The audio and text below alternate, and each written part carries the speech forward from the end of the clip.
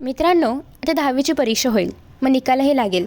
एकदा जरा असा विचार करून पहा की तुमचा जो काही निकाल आहे त्याच्यामध्ये तुम्हाला जेवढे हवे तेवढे पर्सेंटेज मिळालेत.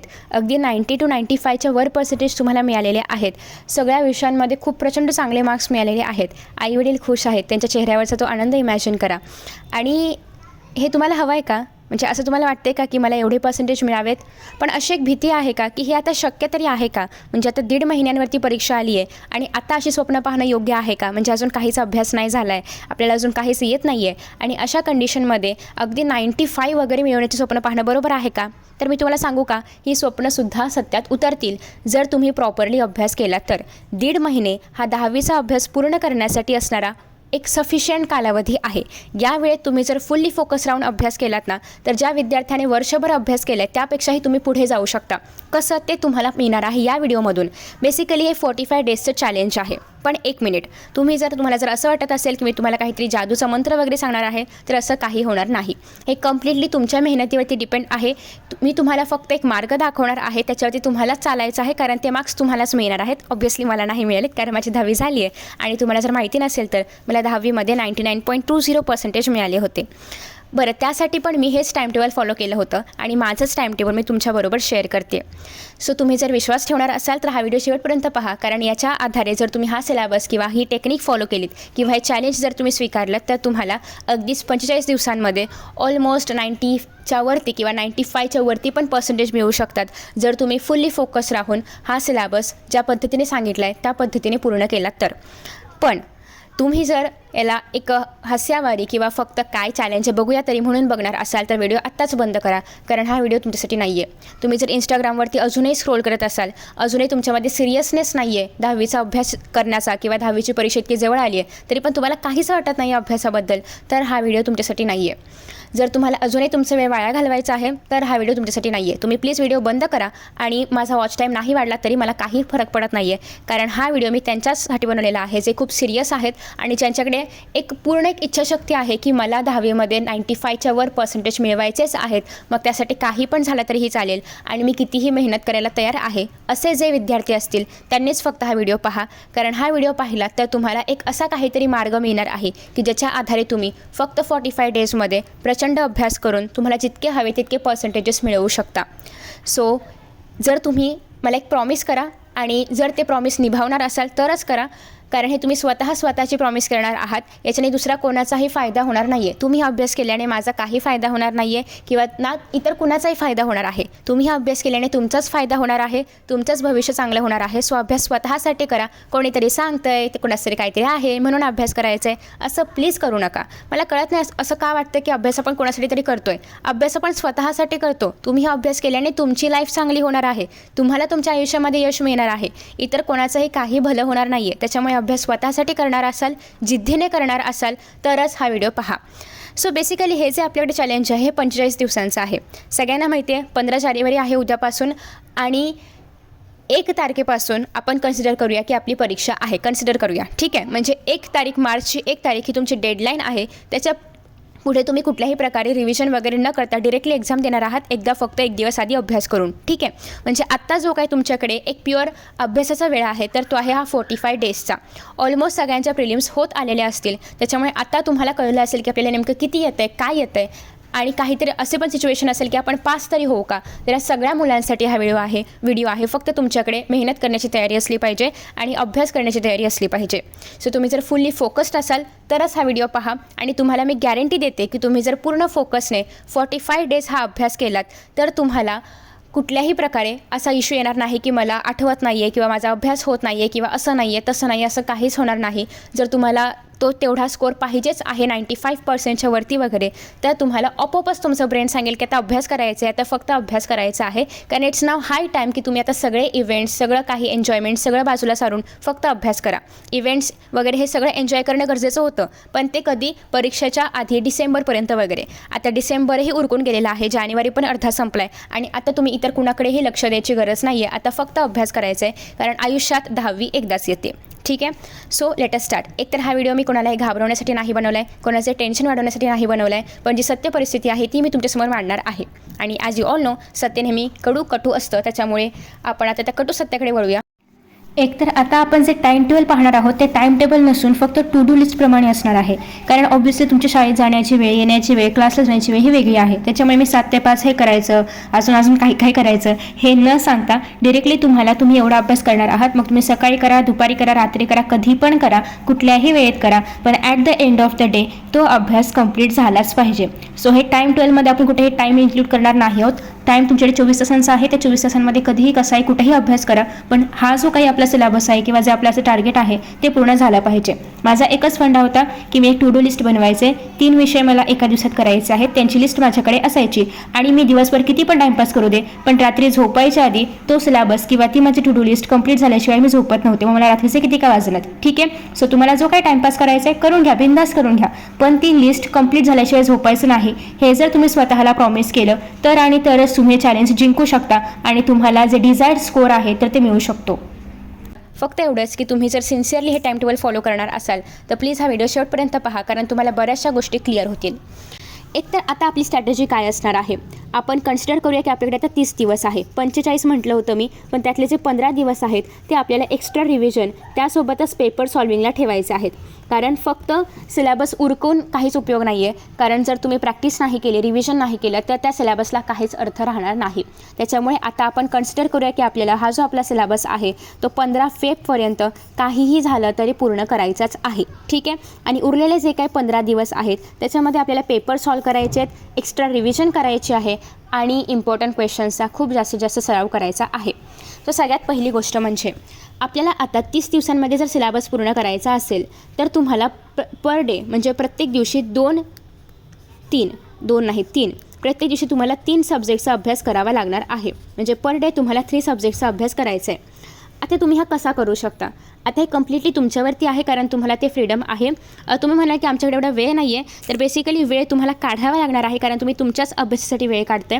तुम्ही ट्राय करू शकता की जर तुम्ही कुठल्याही क्लासला जात असाल आणि जर तुम्हाला असं वाटत असेल की माझा अभ्यास तिथे होत नाही आहे किंवा शाळेमध्ये तुमची अटेंडन्स पूर्ण आहे आणि तुम्हाला जर असं वाटतं की शाळेमध्ये माझा अभ्यास होत नाही आहे, मला स्वतःचा अभ्यास करायचा आहे, तर प्लीज सेल्फ स्टडीवरती फोकस करा, कारण सेल्फ स्टडी हाच at the end of the day matter करतो आणि तुम्हाला तोच लक्षात राहणार आहे. ठीक आहे, सो बाकी तुम्ही समजदार आहात. तुम्हाला जर कुठे टाईमपास होतो असं वाटत असेल तर तुम्ही तिथून सरळ घरी या आणि अभ्यास करा, पण अभ्यासच करा. ओके, सो 3 सब्जेक्ट्स तुम्हाला पर डे करायचे आहेत. आता पहा या 3 सब्जेक्ट्सचा तुम्ही कसं डिवाईड करू शकता. आय नो की तुम्ही लँग्वेजचा जास्त अभ्यास नाही केला, त्याच्यामुळे आता लँग्वेजवरती पण फोकस करायचं आहे, कारण संस्कृत किंवा हिंदी, मराठी आणि इंग्लिश अशा एकूण 3 लँग्वेजेस तुमच्याकडे आहेत आणि 3 लँग्वेज म्हणजे 300 mark. So it's high. Okay, असं तुम्ही निग्लेक्ट नाही करू शकत की अरे लँग्वेजेस तर आहे असं नाही करू शकत. ठीक आहे, सो बेसिकली आता आपल्याकडे काय काय कॉम्बिनेशन आहेत. एक तर तुम्ही सायन्स प्लस लँग्वेज प्लस तुम्ही करू शकता मॅथ्स एका दिवशी. हे मी प्रत्येक दिवसाचं सांगते. प्रत्येक दिवशी तुम्हाला कोणतेही 3 सब्जेक्ट्स घ्यायचे आहेत, तुम्ही कोणतेही कॉम्बिनेशन्स घ्या. माझ्याकडे हे 3 कॉम्बिनेशन्स अवेलेबल आहेत. दुसरा दिवस आहे म्हणजे दुसरं कॉम्बिनेशन आहे सायन्स प्लस लँग्वेज प्लस तुम्ही करू शकता समाजशास्त्र. ठीक आहे, तिसरं आपल्याकडे कॉम्बिनेशन आहे सायन्सला हवं तर तुम्ही स्किप करू शकता, एक काम करू आपण मॅथ्स घेऊया. मॅथ्स प्लस लँग्वेज प्लस आपल्याकडे आहे ते म्हणजे समाजशास्त्र. सो बेसिकली ही 3 कॉम्बिनेशन्स आपल्याकडे आहेत. आता हे जे 3 कॉम्बिनेशन्स आहेत त्याच्यामध्ये मी लँग्वेज कॉन्स्टंट ठेवलं आहे. का, कारण हे लँग्वेज तुम्ही कुठलंही हिंदी किंवा संस्कृतपैकी घेऊ शकता. या दिवशी तुम्ही लँग्वेज जे आहे तर ते मराठी घेऊ शकता, या दिवशी लँग्वेज इंग्लिश घेऊ शकता. सो 3 लँग्वेज असल्यामुळे मी तिन्ही पण दिवशी लँग्वेजेस कॉन्स्टंट ठेवलेले आहेत. आता तुम्ही काय करू शकता की सपोज आता मंडे आहे, आता ऑब्व्हियसली 15 तारखेला मंडेच आहे, त्याच्यामुळे मंडेला तुम्ही सपोज हे कॉम्बिनेशन घेतलं, ट्यूसडेला हे कॉम्बिनेशन घेतलं, वेनसडेला हे घेतलं, परत थर्सडेला घ्या, फ्रायडेला घ्या, सॅटर्डेला हे कॉम्बिनेशन घ्या. रविवारी स्ट्रिक्टली तुम्हाला रिव्हिजन करायची आहे. ठीक आहे, पण रिव्हिजन करता करता तुम्हाला 3 नवीन चॅप्टर्स पण शिकायचे आहेत. नेमकं हे कसं मॅनेज होणार आहे आणि हे शक्य तरी आहे का, त्यासाठी आपण एक टाईम टेबल स्वरूपात काहीतरी पाहतो आहे. So let us see. सगळ्यात पहिली गोष्ट म्हणजे सायन्स आहे आपल्याकडे. सगळ्यांना माहिती आहे सायन्समध्ये पार्ट 1 आहे आणि सायन्समध्ये पार्ट 2 आहे. पार्ट 1मध्ये 10 चॅप्टर आहेत, पार्ट 2मध्ये 10 चॅप्टर आहेत, असे एकूण 20 चॅप्टर आपल्याकडे आहेत. आता तुम्हाला काय करायचं आहे, 15 जानेवारीपासून प्रत्येक दिवशी एक चॅप्टर करायला सुरुवात करायची आहे. आता या ठिकाणी आपल्याकडे तिसऱ्या दिवशी जे आहे म्हणजे वेनसडे आणि सॅटर्डे या दिवशी आपण सायन्स नाही करत आहोत. मग ते दिवस सोडा, पण आठवड्यातले जर हे 2 दिवस सोडले तर 4 दिवस आपण सायन्सचा अभ्यास करतो आहे. म्हणजे पर वीक सायन्सचे 4 चॅप्टर झालेच पाहिजेत. ठीक आहे. आता हे 4 चॅप्टर पूर्ण व्हायला किती वीक्स जातील? 5 वीक्स जातील. 5 वीक्स म्हणजे साधारणतः 45 दिवसांच्या आतच आपले हे जे सगळे सायन्सचे चॅप्टर्स आहेत तर ते पूर्ण होत आहेत. मग तुम्ही म्हणाल रिव्हिजन कधी करणार? ते रिव्हिजन कशी करायचे पहा. सपोज तुम्ही आज मंडे आहे, तुम्ही मंडेला सपोज ग्रॅव्हिटेशन हा चॅप्टर करायला घेतलात. उद्या ट्यूसडे आहे, उद्या तुम्ही सपोज सायन्स पार्ट 2 मधला हेरिडिटीवाला चॅप्टर करायला घेतलात, तर तुम्हाला हेरिडिटी करता करताच ग्रॅव्हिटेशनला पुन्हा रिवाईज करायचं आहे. आता रिवाईज करताना कसं करायचं? तर तुम्ही काल ऑलरेडी हा पूर्ण चॅप्टर पाहिला आहे. सो जेव्हा तुम्ही चॅप्टर करणार आहात तेव्हा तुम्हाला जे येत नाही येते नोट्स अशा नाही काढायच्या की सगळं लिहून काढायचं नाही. तुम्हाला जे येत नाही येते, कारण आता सगळं लिहून काहीच उपयोग नाही, फक्त वेळ वाया जाणार. तुम्ही तो अभ्यास करा ग्रॅव्हिटेशनचा आणि अभ्यास करून झाल्यानंतर आता तुम्हाला अजून काय आठवत नाही आहे किंवा काय येत नाही आहे किंवा काय तुम्हाला परत रिवाईज करायला लागेल एवढंच लिहा. मी पण ही एवढीच नोटबुक फॉलो केली होती जेव्हा मी पेपरच्या आधी अभ्यास केला होता. कारण पेपरच्या 1 महिना आधी माझा अभ्यास जेव्हा मी रिवाईज करत होते तेव्हा त्याच्यामधलं मला काय आठवत नाही किंवा काय अवघड वाटते किंवा काय मला माहितीच नाही आहे असे टॉपिक्स फक्त मी लिहून काढले होते, ज्याला आपण एरर बुक वगैरे म्हणतो, तर ती बनवायची आहे आणि पेपरच्या आधी ते वाचून जायचं आहे. ठीक आहे. सो ते तुम्ही करणार आहात ट्यूसडेला. ग्रॅव्हिटेशनचा तो भाग जो तुम्हाला येत नाही आहे किंवा जो तुम्ही काल वाचलात पण तुम्हाला असं वाटते की फ्युचरमध्ये विसरू शकते, तर तो भाग आणि हेरिडिटी पूर्ण चॅप्टर करायचा आहे. सपोज वेनसडेला आपण सायन्स नाही ठेवलं आहे, थर्सडेला तुम्ही पुन्हा एकदा सायन्स करणार आहात, तर त्या केसमध्ये ग्रॅव्हिटेशन वरच्यावर आता पाहायचं आहे. तुम्हाला आता ग्रॅव्हिटेशनला करायला जो वेळ लागणार आहे तो खूप कमी असणार आहे. साधारणतः 10 ते 15 मिनिटामध्ये फक्त वरच्यावर तुम्हाला ग्रॅव्हिटेशन करायचं आहे. मी जेवढे इम्पॉर्टंट क्वेश्चन सांगितलेले आहेत तेवढेच करायचे आहेत, एक्स्ट्रा काही नाही करायचं आहे. ठीक आहे. सो तेवढंच तुम्हाला करायचं आहे. वरच्यावर फक्त पाहायचं आहे. 15 मिनिटामध्ये हा चॅप्टर संपला पाहिजे ग्रॅव्हिटेशनचा. दुसरं हेरिडिटी, याला 10 मिनिटं लागतील, जास्त मोठा काही चॅप्टर नाही आहे. सो 10 मिनिटात हेरिडिटी रिवाईज करून झाला पाहिजे. आणि आता तुम्ही नवीन चालू करणारा हा चॅप्टर कोणताही जो तुम्हाला हवा असेल तो पेरियोडिक टेबलचा करू शकता. ठीक आहे. सो अशा पद्धतीने तुम्हाला ट्यूसडे झालं, परत फ्रायडेला थर्सडे झालं, परत फ्रायडेला तुम्ही काय करणार आहात? परत ग्रॅव्हिटेशन करायचं आहे, परत हेरिडिटी करायचं आहे, प्लस पेरियोडिक क्लासिफिकेशन करायचं आहे. 10 मिनिटाच्या वेळ द्यायचा नाही आता. आणि प्लस तुम्ही सपोज टुवर्ड्स ग्रीन एनर्जी कुठलं पण असं काय नाही की सिक्वेन्स फॉलो करायचं आहे, कुठलाही चॅप्टर तुम्ही घेऊ शकता. सो असं करत करत तुम्हाला हे ग्रॅव्हिटेशन 5 दिवस सलग रिवाईज करायचं आहे. परत तुम्ही याला स्टॉप करू शकता. ठीक आहे. सो या ग्रॅव्हिटेशनला तुम्ही 5 दिवस सलग 10 मिनिटं वेळ देऊन रिवाईज करायचं आहे. सिमिलरली हेरिडिटी पुढचे 5 दिवस घ्यायचे आहेत, पेरियोडिक क्लासिफिकेशन पुढचे 5 दिवस. असं करत करत शेवटच्या चॅप्टरपर्यंत तुम्हाला प्रत्येक चॅप्टरची रिव्हिजन 5दा झालेली पाहायला मिळेल. आणि जो शेवटचा चॅप्टर असेल तो ऑब्व्हियसली तुम्ही पुढे एक्सटेंड करणार आहात पुढचे 5 दिवस. ठीक आहे. असं करत करत प्रत्येक चॅप्टर हा 5दा रिवाईज झालाच पाहिजे. रिवाईज म्हणते मी, पहिल्यापासून नाही. पहिल्यापासून फक्त त्याच दिवशी करायचं आहे, परत फक्त तुम्हाला तो चॅप्टर रिवाईज करायचा आहे. ठीक आहे. सो ही स्ट्रॅटेजी मी आत्ता सांगितली, परत पुन्हा नाही सांगत कारण व्हिडिओ खूप मोठा होईल. सो असं तुम्हाला करायचं आहे. आणि असं जर तुम्ही केलं तर ट्रस्ट मी की तुम्हाला अगदी आउट ऑफ मार्क्स मिळवण्यापासून कोणीच थांबवू शकत नाही. सो 20 चॅप्टर आहेत. ट्राय करायचं आहे की तुम्हाला प्रत्येक वीकमध्ये 4 चॅप्टर तुम्ही करणार आहात along with revision of previous chapters. ठीक आहे.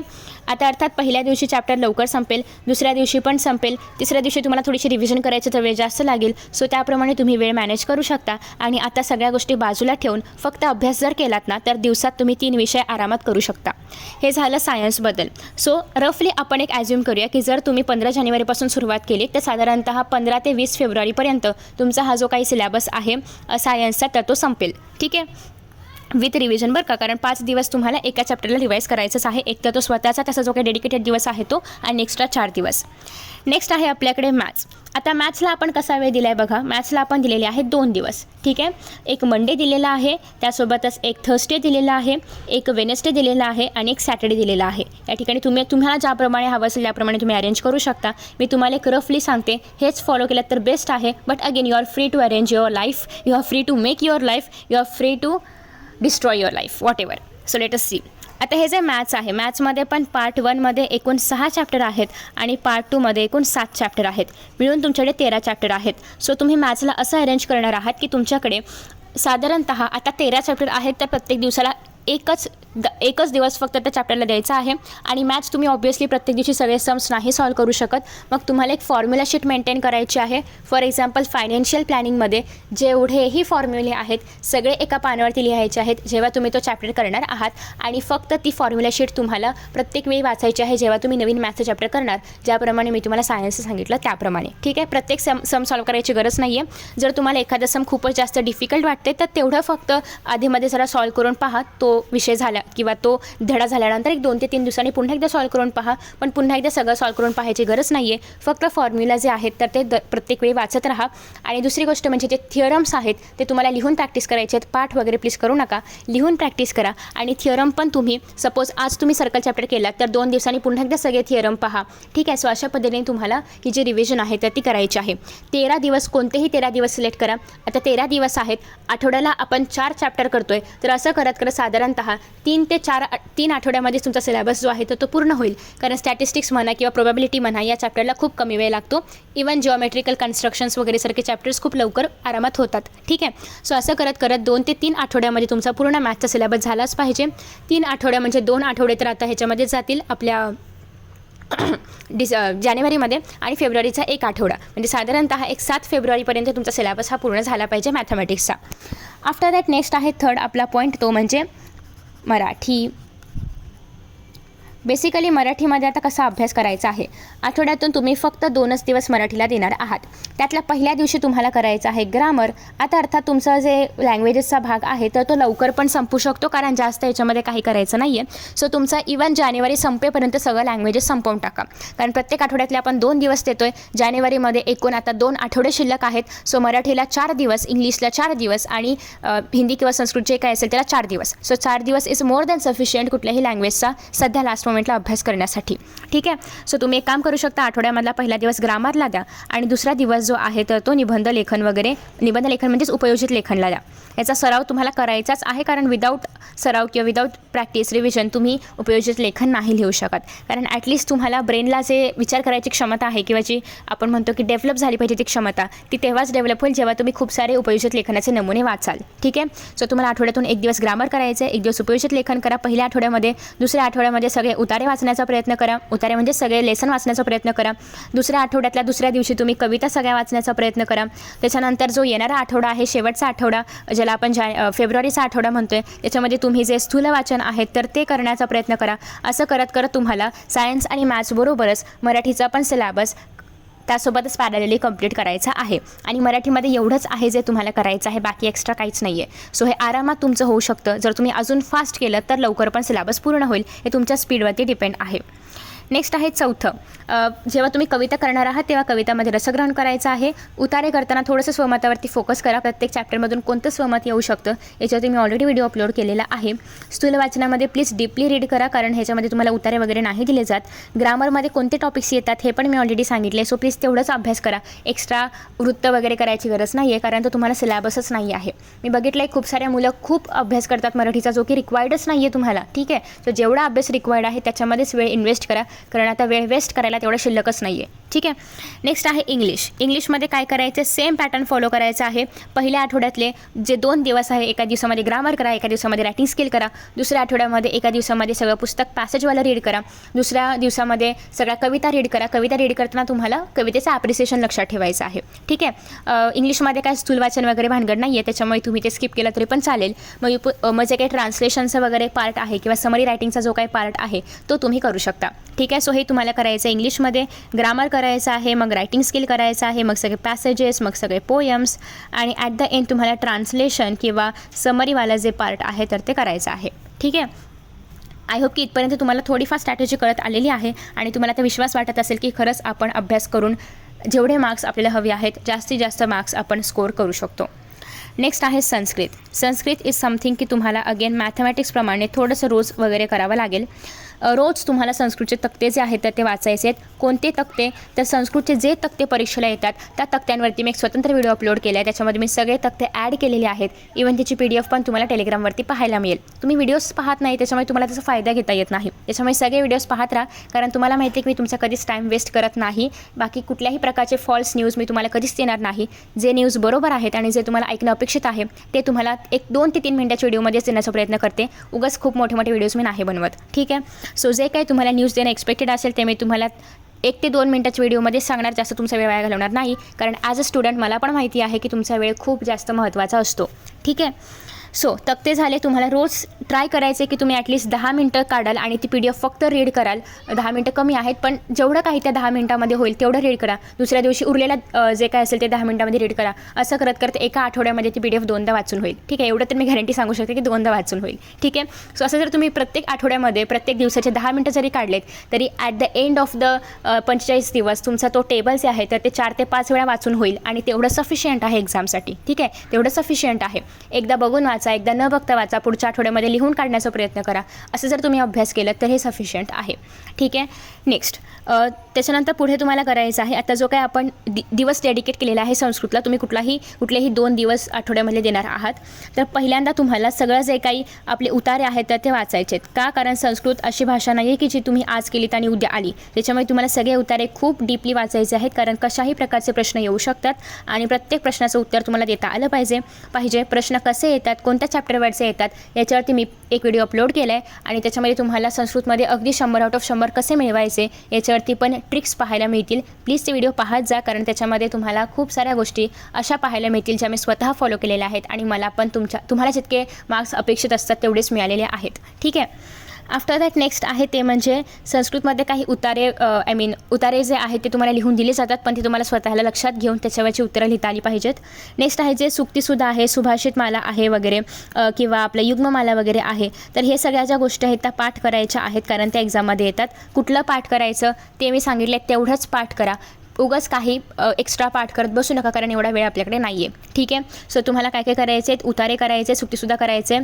सगळ्यात महत्त्वाची चूक म्हणजे काही जणांचं असं आहे की ग्रामर येत नाही आहे, पण तरी पण ग्रामरच करायचं आहे. कशाला? मी तुम्हाला सांगितलेलं आहे त्या व्हिडिओमध्ये की जरी तुम्ही ग्रामरचा प्रश्न जो की शेवटच्या की त्याच्या आधीच्या सेक्शनमध्ये येतो तो तुम्ही नाही केलात तरी पण चालतं, कारण त्याला ऑप्शनला समास आहे किंवा विरुद्धार्थी समानार्थी शब्द आहे, ते करा ना फॉलो. कशाला ग्रामरच्या एवढ्या मोठ्या टॉपिकमध्ये टाईम वेस्ट करताय? आता एवढा वेळ आहे का तुमच्याकडे? तुम्ही जर ग्रामर स्वतःहून करणार असाल, तुमच्याकडे वेळ आहे तर नक्की करा, पण स्पेशली तुम्ही जर ग्रामर करणार असाल तर आपल्याकडे तेवढा वेळ नाही आहे. त्याच्यामुळे ट्राय करा की तुम्ही सध्या ग्रामर स्किप कराल. सो ग्रामरचे कोणतेही क्वेश्चन्स तुम्ही नाही अटेम्प्ट केले तरी पण तुम्हाला मार्क्स मिळू शकतात. त्या व्हिडिओमध्ये मी डिटेलमध्ये एक्सप्लेन केले की कशा पद्धतीने तुम्ही ग्रामर न करता पण मार्क्स स्कोर करू शकता. सो उतारे झाले, सुक्तीसुद्धा युग्ममाला सगळं झालं, ग्रामर झालं. त्याच्यानंतर आहे माध्यम भाषा उत्तरम लिखत. त्याच्यामध्ये हे कोणते प्रश्न येतात ते पण मी त्या व्हिडिओमध्ये सांगितले. प्लीज ते सगळे व्हिडिओज फॉलो करा. सो तुम्हाला त्या व्हिडिओजमधून असे सगळे ट्रिक्स मिळतील. अगेन तुम्ही कुठलेही आठवड्यामधले 2 दिवस अलॉट करू शकता संस्कृतसाठी. प्रत्येक आठवड्यामधले 2 दिवस जर तुम्ही दिले तरी पण संस्कृतचा सिलेबस पूर्ण होऊ शकतो. ठीक आहे. नेक्स्ट आहे सगळ्यांचा फेवरेट सब्जेक्ट, तो म्हणजे समाजशास्त्र. हिंदीबद्दल पण मी तेच सेम सांगेन. ओके, आधी आपण हिंदी करूया कंप्लीट. सो हिंदीबद्दल पण तेच आहे की तुम्हाला एक पूर्ण जो तुमचा दिवस आहे आठवड्यामधला तो द्यायचा आहे सगळ्या लेसन्सला. नेक्स्ट द्यायचा आहे सगळ्या कवितांना, त्याच्यामध्ये जे काही प्रश्न विचारले जातात त्यासाठी. दुसरा जो दिवस आहे तिसरा दिवस आहे तो तुम्ही देऊ शकता सगळं ग्रामर, जे की हिंदीमधलं सगळं ग्रामर आहे.